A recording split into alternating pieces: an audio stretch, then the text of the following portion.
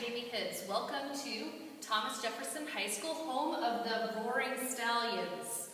And we'd like to tell you a little bit about our ideal school. Thomas Jefferson High School is in Rock City, Kansas. It has all the advantages of a small town, but it's near a much larger town. So it has a small community feel, yet it has a variety of activities that are available just 15 miles down the road. It is a high school with grades 9 through 12 and serves 400 students. For this school year, the 2014-15 school starts on August 20th, but teachers will have already served several days prior to that, including some summer work that you're going to find out about in a little bit. School runs from 8 a.m. to 3:15 every day and does include an after-school program that goes until 4:30. And of these 400 students, you can see the demographics of our school. We have kind of a variety of backgrounds in our small community, which leads to a diverse learning experience for our students. Teachers in our school are evaluated using Charlotte Danielson's framework. She includes 4 domains. Domain 1 is planning and preparation. Domain 2 is the classroom environment. Domain 3 is instruction. And Domain 4 is professional responsibilities. And teachers who are in their first 3 years of teaching for our school district have to be evaluated twice by the building principal. After 3 years, they are evaluated once per school year. Teachers will collect evidence for domains 1 and 4, and they will take those pieces of evidence to the pre-conference, and then they'll be observed, and then there will be a post-conference to discuss what was observed in the environment and through the instruction. New this school year, teachers have to write goals related to their instruction, and they have to show evidence of meeting those goals at the distinguished level. What you're seeing here is just kind of an overview of Danielson's framework. It's actually a rubric that rates teachers on several levels, and Pat will talk more about how they reach tenure based on their evaluation system.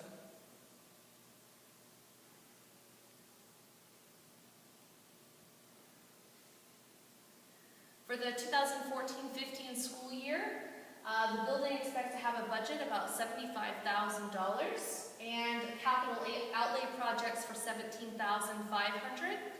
What's really cool is that we're just finished a 3-year technology grant in which the school was awarded $100,000 each of 3 school years, and we use that money for iPads.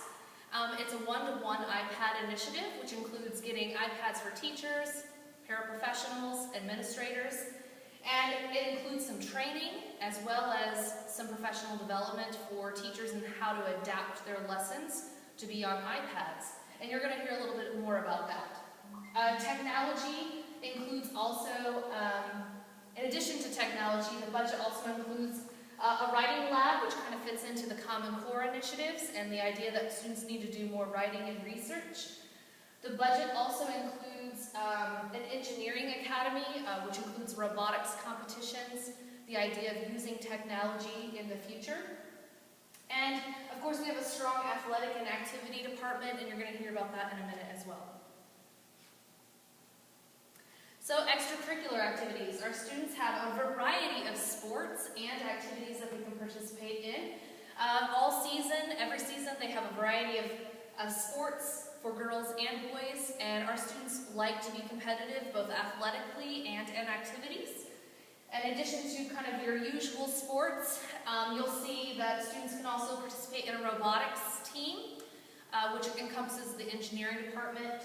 They have debate, drama, science olympiad, and besides these extracurricular activities that have outside components, we have a strong clubs organization within the school in which students are involved. We've find through research that the more students are involved, the more likely that they will do well in school.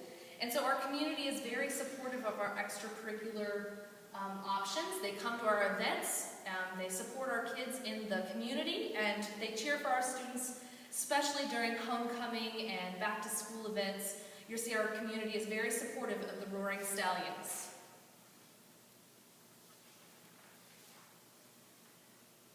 have a unique after-school program, at least we think so.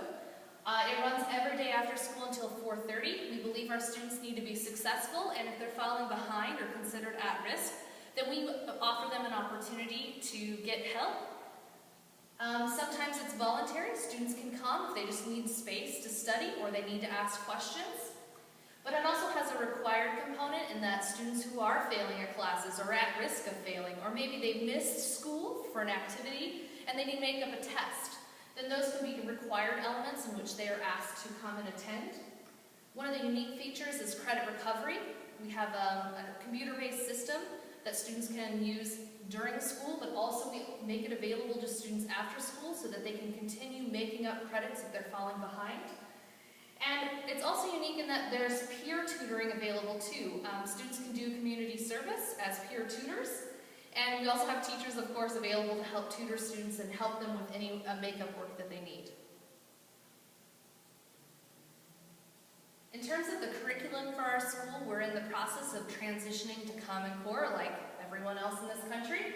But instead of trying to do it all at one time, we've taken a 3-year process to switch to the Common Core, with each year doing training along the way. This year the goal is to be 100% Common Core in terms of our lessons and our assessments of students. We want to be sure that they're ready for the assessment. To get there, we've done training outside of school during the summer. We've brought teachers in. It was voluntary, but they were paid for their time, so they could participate in a 5-day Common Core camp in which they worked on revising their pacing guides, their curriculum maps. They worked on writing lesson plans that meet the Common Core expectations of rigor and writing and argumentation, as well as the math department kind of realigning the math curriculum. Furthermore, in addition to the outside summer camp, we offer teachers collaboration time during the school year to continue revising their lessons so that they're ready for the Common Core. And that includes rewriting tests or writing new lessons or projects.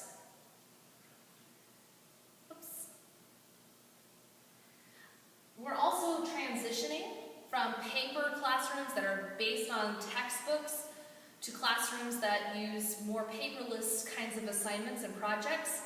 And it's kind of a lot to take on one time, doing both Common Core and this technology movement. However, it works kind of nicely to not do one and then try to switch again.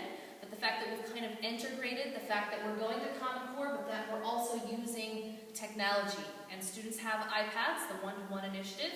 And so we're trying to move from a paper, a textbook-focused curriculum, to one that is paperless, where students do more on their iPads or with hands-on projects.